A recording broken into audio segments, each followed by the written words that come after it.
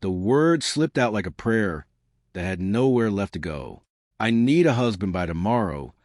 Maya pressed her head against the cold brick wall behind the diner, rain dripping from the fire escape above her in uneven taps. The alley smelled like grease, wet cardboard, and burnt coffee grounds, the scent of a life that never seemed to change no matter how hard she worked. Her red waitress vest clung to her shoulders, damp with mist and exhaustion. Her birthday was tomorrow, and if she wasn't married by midnight, she would lose everything. The lawyer's voice still rang inside her skull. The clause is absolute. Your grandmother required legal marriage before your 25th birthday. Without it, the property transfers to your closest blood relative. Marco, her cousin, didn't even hide his excitement anymore. He'd called twice today pretending sympathy, but she could hear the smile behind every word. At noon tomorrow he would walk into the courthouse, watch her fail, and take the house. The last place on earth where she had ever felt safe. Her chest tightened. She had no boyfriend, no friends close enough to ask, no family willing to help, no options. A hollow laugh escaped her throat as tears mixed with rain on her cheeks. Guess this is how it ends. You have a deadline. The voice came from behind her. Not loud, not sudden, just there. Maya jerked upright. A man stood a few feet away near the dumpsters where shadows gathered thickest. She was certain no one had been there seconds ago. He wore a long charcoal coat, perfectly tailored, untouched by the rain. Beneath it, a pristine white shirt, impossibly clean in a place like this. He looked wrong in the alley, like a piece of another world had slipped into hers. His eyes studied her, not staring, not curious, evaluating. You're being observed tomorrow, he continued calmly. Inheritance condition, marriage requirement. Her stomach dropped. Who are you?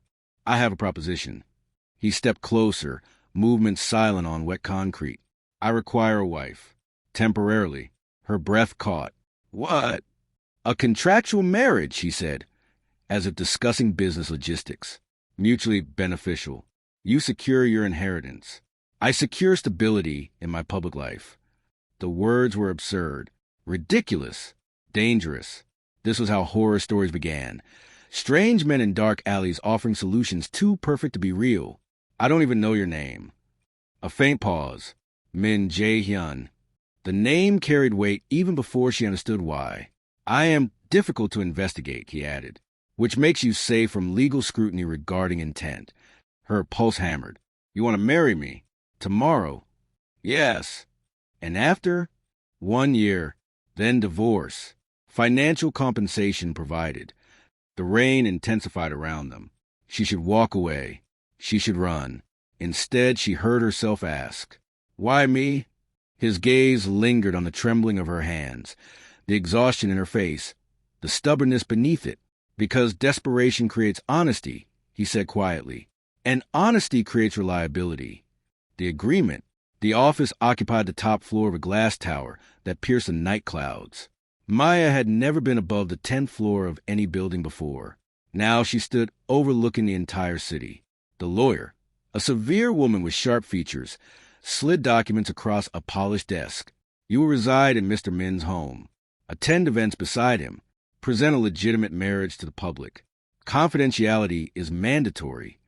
The contract looked less like marriage and more like employment or ownership.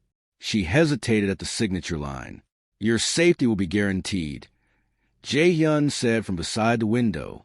There was something heavy in his voice. Not comfort, a statement. Anything that threatens you, he added, threatens my interests. The wording sent a chill down her spine. What exactly do you do? A silence followed. The lawyer did not look up. Outside the office door stood men who didn't move like bodyguards. They stood like soldiers. Understanding settled slowly into her bones. Not businessman. Not executive. Power. The kind that didn't exist on paper. Her fingers trembled as she signed. Ink sealed her fate. The wedding. The courthouse smelled like old paper and indifference. A tired judge read vows neither of them listened to. Jae-hyun stood beside her, in a perfectly fitted black suit, calm and unreadable. His hand rested lightly at her back, firm enough to ground her. Congratulations, the clerk muttered. Just like that.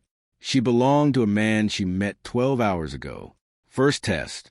That evening, a garment district boutique closed entirely for them. Racks of gowns surrounded her. Silk, satin, diamonds. She chose the simplest navy dress, armor disguised as elegance. When she stepped out, his eyes paused on her for half a second longer than usual. Acceptable, he said, but the tone was softer. The gala, the ballroom glittered with wealth. Politicians, investors, and men who never introduced their businesses. Then she saw Marco. He froze mid-conversation, champagne in hand. Shock twisted into fury as he marched toward them. "Maya," he scoffed, "what is this costume party?" Her heartbeat roared in her ears. Jae-hyun's hand pressed gently at her back. "Perform." She lifted her chin. "Marco, meet my husband." Silence dropped between them. Marco laughed. Too loud. "You expect me to believe." "My wife does not lie." Jae-hyun's quiet voice cut sharper than a shout. Marco paled. For the first time in his life, he realized Maya wasn't alone anymore, and the man beside her was not someone he could bully. The warning. 2 days later, leaving a cafe near the penthouse, a stranger grabbed her arm. "Marco wants to talk." Panic surged. Before she could react, tires screamed. A black car stopped beside them. 2 men stepped out, movements precise and terrifyingly efficient. The stranger hit the ground in seconds. Jae-hyun approached slowly. He didn't raise his voice. "You touched my wife." The air felt colder. "You made a mistake." The man was dragged away, pleading. Jae-hyun turned to her, thumb brushing the red mark on her wrist. "This will not happen again." It wasn't reassurance. It was a verdict. That night, she overheard the result. Marco's messenger had been delivered back to him broken, alive, and terrified, with a message. "Stay away." Maya stood alone in the penthouse later, staring at the city lights. She had traded one danger for another, but for the first time, someone stood between her and the world, and that terrified her far less than it should have. The morning after the incident, Maya woke to silence. Not peaceful silence. Controlled silence. The kind that existed in places where every sound was filtered, monitored, permitted. The penthouse didn't feel like a home. It felt like a command center, disguised as luxury. She found Jae-hyun already awake, standing near the floor-to-ceiling window, phone in hand, speaking quietly in Korean. His voice carried no emotion, calm enough to be polite, cold enough to stop questions. When he ended the call, he didn't turn. "You will begin training today." She blinked. Training? A woman stepped into the room, as if summoned by the word itself. She was in her 50s, posture straight enough to challenge gravity, eyes sharper than anyone Maya had ever met. She wore simple black slacks and gray blouse, no jewelry, no wasted movement. "Kim Hye-rin," the woman said, "head of security." Maya looked between them. "Security?" Jae-hyun finally faced her. "You were targeted because you appear defenseless," he said calmly. "That must change." Miss Kim's gaze scanned Maya top to bottom like an inspection. "Your husband believes you are a liability," she said without warmth. "My job is to make you an asset." The first lesson, presence. The training didn't start with fighting. It started with standing. "For 10 minutes, Miss Kim ordered, tapping the floor with a wooden ruler. "Walk to the end of the room and return." Maya did. Wrong. Again. Wrong. Again. By the 15th attempt, her shoulders ached. "I'm just walking." "No," Miss Kim replied. "You are apologizing with your spine." She adjusted Maya's posture with a sharp tap between her shoulders. Predators identify weakness before language. You must remove it. Hour after hour passed. Chin level. Eyes steady. Steps measured. By evening, Maya understood power wasn't loud. It was deliberate. The second lesson, observation. The next day they went outside. A cafe. A park. A crowded street. Miss Kim spoke softly while sipping tea. Third table. Man with newspaper. "What is wrong?" Maya glanced. "Nothing." "Look again." She studied longer. "The watch is expensive, but the shoes are worn." "Good. He is pretending wealth. Possibly waiting for someone richer." Another location. Blue car passed 3 times, Maya said before being asked. Miss Kim nodded once, approval. Her world sharpened. Every face became information, every movement a message. By the end of the week, the city no longer looked random. It looked organized, dangerous, predictable. The third lesson, escape. Only after 2 weeks did physical training begin. Miss Kim grabbed her wrist suddenly. Maya gasped. Panic equals capture, the woman said calmly. Technique equals survival, she demonstrated. A twist, a step, a pressure point. Maya fell hard the first 10 times, then 5, then none. Bruises bloomed across her arms and legs. But something else grew stronger. Confidence. You are not learning to fight, Miss Kim reminded her. You are learning to leave alive. The Watcher.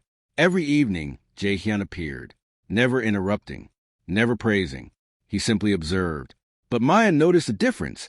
The longer he watched, the less guarded his eyes became. Not softer, just approving. And for reasons she didn't understand, that mattered to her more than compliments ever had. The turning point. 3 weeks later, Miss Kim attacked without warning. Maya reacted instantly. Twist, step, break grip. She staggered back, breathing hard. Miss Kim nodded. For the first time, you expected the world to hurt you, she said, and prepared accordingly. Behind them, a faint sound. Jae-hyun exhaled, almost relief. The bruise. That night, Maya soaked in the massive marble bathtub, muscles screaming. The door opened quietly. She tensed, then relaxed. Jae-hyun, he carried a small wooden box.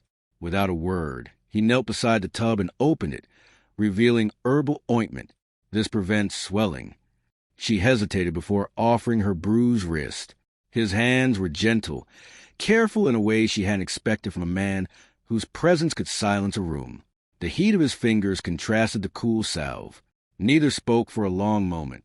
Finally she asked softly, "Why help me personally?" He paused. For once, the mask slipped.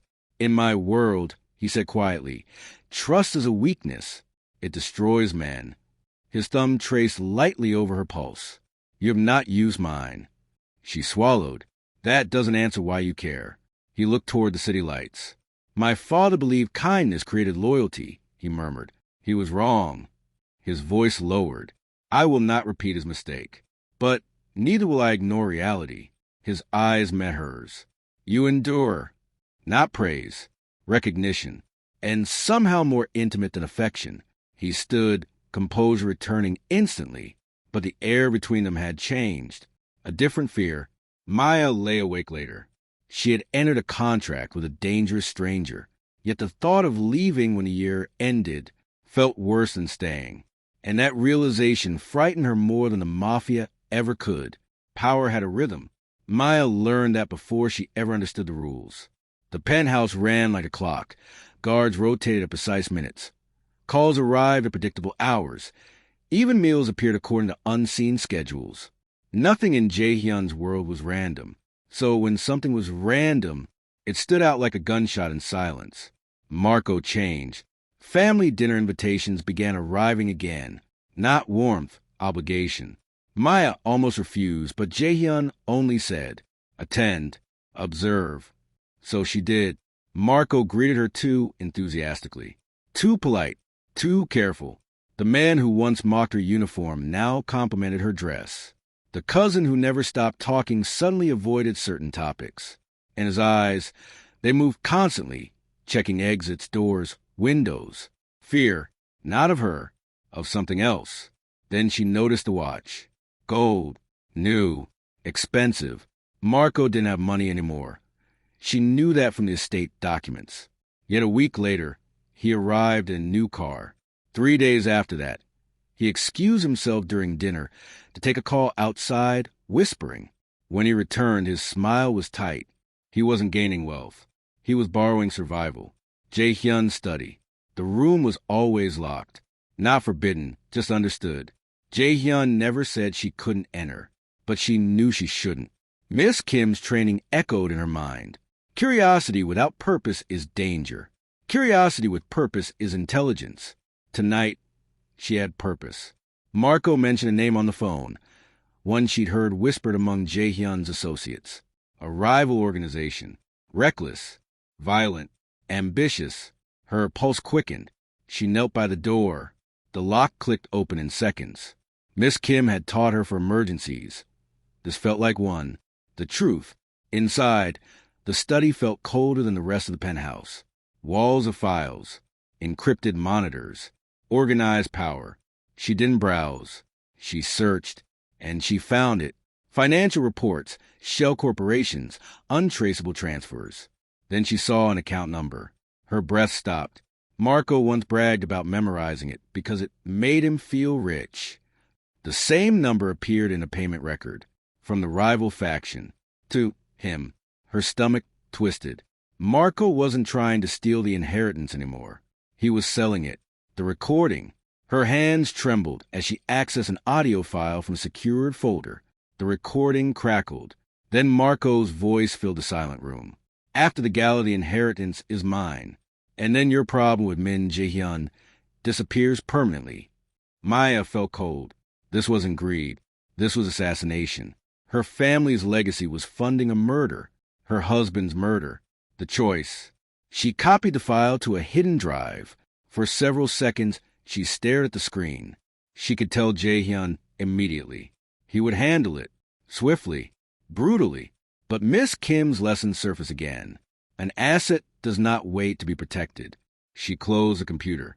Marco still believed she was helpless. That mistake would destroy him. The calm before. The Foundation Gala was announced 2 days later. Marco insisted on speaking. Jae-hyun sensed tension. She saw it in how often his men rotated positions and how little he slept. But he didn't know the reason. She almost told him. Almost. Instead, she asked, "Do you trust me?" He studied her for a long moment. Yes. One word. Absolute. Her chest tightened. Then let me handle tomorrow. For the first time since they met, Jae-hyun hesitated. But he nodded. Night thoughts. She stood alone on the balcony. City lights spread beneath her. Weeks ago, she was a waitress praying for rescue. Now she was preparing to expose a traitor in a room full of criminals powerful enough to erase lives. Strangely, she wasn't afraid. Because this time she wasn't surviving his world. She was stepping into it, beside him. The ballroom glittered like a promise no one intended to keep. Crystal chandeliers poured gold light over polished marble floors. Soft music played, but conversations were quiet, careful. This was not a place for laughter. It was a place for influence. Power dressed itself politely tonight. Maya walked beside Jae-hyun, her hand resting lightly on his arm. The navy gown flowed around her like calm water, but beneath it her heartbeat kept perfect time with her steps. Steady, measured, prepared. Many enemies tonight. Jae-hyun murmured without looking at her. Good, she replied softly. Saves time. For the briefest moment, the corner of his mouth moved. Almost a smile. The eyes. She felt them immediately. The room already knew who he was. But they didn't know her. Whispers followed their path, not mocking, not welcoming. Calculating. She was being weighed. Then she saw Marco, standing near the stage, waiting. Confidence covered him like paint over rust. Too bright, too thin, too fragile. He kept checking the ballroom doors, waiting for approval that hadn't arrived yet. Her suspicion hardened into certainty. He thought tonight would end Jae-hyun. He didn't realize it would end him instead. The speech. Halfway through dinner, Marco stepped onto the stage. Glass chimed as he tapped the microphone. Friends, family, he began warmly. I regret to interrupt such a beautiful evening, but honesty demands courage. The room stilled. Maya felt Jae-hyun's hand rest at the small of her back. Steady, protective. She gently removed it and stepped forward. His gaze followed her, surprise flickering once before vanishing behind composure. Marco smiled when he saw her approach. He thought she was walking into a trap. The accusation. My cousin, Marco continued dramatically, claimed an inheritance through marriage. Murmurs rose. He gestured toward Jae-hyun, dismissively. A man who appeared overnight. No history. No proof. A convenient husband created to steal family property. The crowd shifted, curiosity turning sharp. Marco lifted a folder. I have sworn statements questioning the legitimacy of this marriage. Tonight we correct a fraud.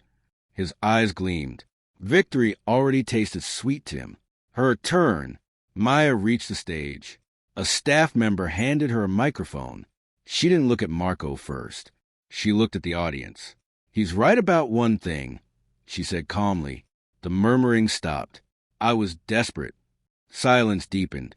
I had nothing and I needed help. Marco's smile widened. Then she continued. But desperation makes you honest, not deceitful. She finally faced him. And you aren't interested in truth, Marco. Her voice sharpened. You're interested in payment. His smile faltered. The recording. From her clutch, she removed a small drive. The technician hesitated, then inserted it. Static crackled. Then Marco's own voice echoed across the ballroom. After the gala, the inheritance is mine, and Min Jae-hyun disappears permanently. The air collapsed into stunned silence. Marco's face drained of color. No, that's... But the recording continued. Negotiations. Numbers. Assassination. Clear. Undeniable. Judgment. Maya turned back to the guests. My cousin planned to finance an attack using our family's legacy. Her gaze shifted slowly across the room, landing on men whose reputations existed only in whispers. He made deals with their enemies. No one spoke, but the atmosphere changed instantly. Marco was no longer family, no longer host, no longer human in their eyes. He was a liability. The realization. Marco stumbled backward. You don't understand, I was forced. Two of Jae-hyun's men moved toward the stage. He looked at the crowd for help. No one moved. He finally looked at Jae-hyun. The Mafia boss hadn't spoken once, but his silence was a verdict. Aftermath. Marco was escorted away, not violently, not loudly, just permanently. The music resumed minutes later, but no one danced. Everyone understood. The queen had just offended the king, and she hadn't needed saving. Jae-hyun approached her slowly. For the first time since she'd known him, his composure broke. Not anger, not relief, pride. You knew, he said quietly. Yes, and you chose to act alone. I chose to stand beside you. He held her gaze. Something unspoken settled between them. Heavier than vows. Real. The penthouse was quieter than usual that night. Not the controlled silence Maya had grown used to. This one felt settled, like a storm had passed and the city itself was catching its breath. No guard speaking into earpieces. No late-night phone calls. No tension clinging to the walls. Marco was gone, and with him, the immediate threat. Maya stood at the window barefoot, the city lights stretching endlessly beneath her. Weeks ago, those lights looked unreachable. Now they looked small. Footsteps approached behind her. She didn't turn. You handled it cleanly, Jae-hyun said. Not praise. Respect. She smiled faintly. You would have handled it violently. A brief pause. Yes. She finally faced him. Are you angry I interfered? His eyes held hers, steady, unreadable as ever, but soft in the man she met in the alley. I am angry, he said quietly, that you were in danger without me knowing. The answer surprised her. Not control. Concern. The truth about fear. She walked closer, stopping only a step away. I wasn't in danger, she said. I ended it before it reached you. For the first time, Jae-hyun looked conflicted. You were never meant to fight my battles. And yet I'm living inside them, she replied gently. Silence settled. The distance between them felt heavier than ever before. When this year ends, she began carefully, I leave. That was the deal. Something flickered in his expression. Gone in an instant. Yes. The single word sounded final, but neither of them moved. The burned paper. Jae-hyun reached into his jacket and removed a folded document. She recognized it instantly. The contract. He walked to the modern fireplace and ignited the flame. She frowned. It hasn't been a year. No. He held the paper over the fire. You fulfilled your purpose the moment you chose loyalty over safety. The edge of the document blackened. Maya, you are no longer an obligation. The paper curled, flames consuming the ink that had bound them. Ash drifted down. The legal tie vanished, but neither of them stepped back. What remained? "You're free now," he said. She should have felt relief. Instead, her chest tightened. "And if I don't want to be?" For the first time since she met him, Jae-hyun had no immediate answer. The powerful man who controlled empires stood still, uncertain. "You deserve a life untouched by my world," he said finally. "I stopped belonging to that life the night I signed that paper," she whispered. He studied her face as if searching for doubt. He found none. The confession he didn't know how to make. "In my world," he said slowly, "people stay because they fear me or need me." She shook her head. "I stayed because I chose you." The words hung between them, fragile and undeniable. His hand lifted slightly, hesitating before touching her cheek, as though the action required more courage than facing armed men. "I do not know how to be ordinary," he admitted quietly. She leaned into his hand. "Good," she murmured. "I don't want ordinary." The first honest silence. They stood together, watching the last of the contract burn away. No longer employer and obligation. No longer protector and protected. Just two people who had walked into a deal and stayed for each other. Outside, the city moved as always, unaware that somewhere above it, two lives had just changed direction permanently. Morning sunlight touched the penthouse for the first time in weeks. Not filtered through storm clouds, not shadowed by tension, just light. Maya woke earlier than usual, the habit of her old life refusing to fade completely. For a few seconds, she didn't move, listening. No guarded conversations outside the door. No footsteps rotating shifts. No tension in the air. Peace. She sat up slowly. The contract was gone. She could leave. And yet she didn't pack. The question neither asked. In the kitchen, she found Jae-hyun already there. Sleeves rolled slightly, reading documents on a tablet, while untouched coffee cooled beside him. He looked up immediately. He always noticed her presence before she spoke. "You're awake early. So are you?" A quiet pause settled between them, no longer awkward but careful. Both aware something had changed last night, and neither willing to shatter it recklessly. "You're free to return home today," he said. The words were gentle, but she heard what he didn't say. "You are not obligated to stay with me." She walked to the counter and poured coffee. "And if I don't?"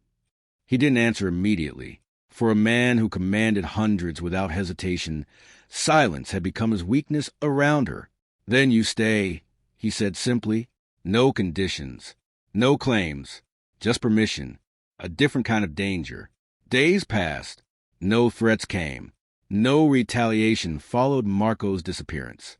The underworld understood what had happened at the gala. A warning had been delivered clearly enough that no one wanted to test it. For the first time, Maya saw Jae-hyun outside constant conflict. He worked less at night. He ate actual meals. Sometimes he even asked her opinion, not about emotions but decisions. Would this partnership invite instability? What do you see wrong in this room? Miss Kim's training answered automatically. She analyzed people, motives, weakness, and every time she spoke, he listened, not indulgently. Seriously, she realized something slowly. He wasn't just keeping her. He was trusting her. The visit, one afternoon, he took her somewhere without explanation. The car stopped outside a modest neighborhood. Quiet streets, trimmed trees, children playing in the distance. Her childhood street. She stared at the house. Her house. Repairs had been done. Clean paint, restored porch, new windows. "You fixed it?" "It is yours," he said. "It should feel safe." Emotion tightened her throat. "You didn't have to." He looked at the front door, not at her. "I know." That was when she understood. He wasn't buying loyalty. He was learning care. Slowly, cautiously, like a language he'd never been allowed to speak. The fear. That evening, back in the penthouse, she found him standing alone in the dark living room. No lights on, just the city glowing behind him. "You're thinking too loudly," she said softly. A faint breath left him, almost a laugh. "I do not know what comes next. For a man who plans everything, this cannot be planned." He turned toward her. I built my life assuming nothing permanent survives in my world. She stepped closer. And now, you stayed when leaving was safest. His voice lowered. I do not know how to hold something without destroying it. The choice. Maya took his hand, the first time she had ever initiated it. You don't hold it, she said gently. You stand beside it. Silence deepened. He searched her face carefully, not for deception, not for obligation, for certainty. You understand what staying means? He asked. Danger? She replied. Responsibility? She shook her head softly. No, partnership. For the first time, the guarded distance in his posture vanished completely. Not the powerful man feared by the city. Just a man who had stood in an alley offering a stranger a solution. Not ownership, belonging. I once told you I protect what is mine, he said quietly. She smiled faintly. And I once signed a paper because I had no choice. He lifted his hand, brushing her cheek. No hesitation now. There is no contract anymore. Good, she whispered, because this time she chose freely.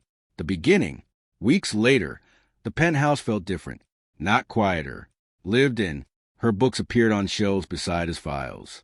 Her cooking attempts invaded his precise kitchen routines. His schedule slowly made space for shared evenings. Miss Kim watched the changes without comment, but once gave Maya a brief approving nod. The city still feared Min Jae-hyun. But now he came home. One night, standing again before the window where everything once felt overwhelming, Maya leaned into him. Months ago, she begged the night for a husband. She found something else. Not rescue, not ownership, not a transaction. A partner forged in danger and chosen in peace. Was it a mistake? She asked softly. He looked at her, calm and certain. No, he said.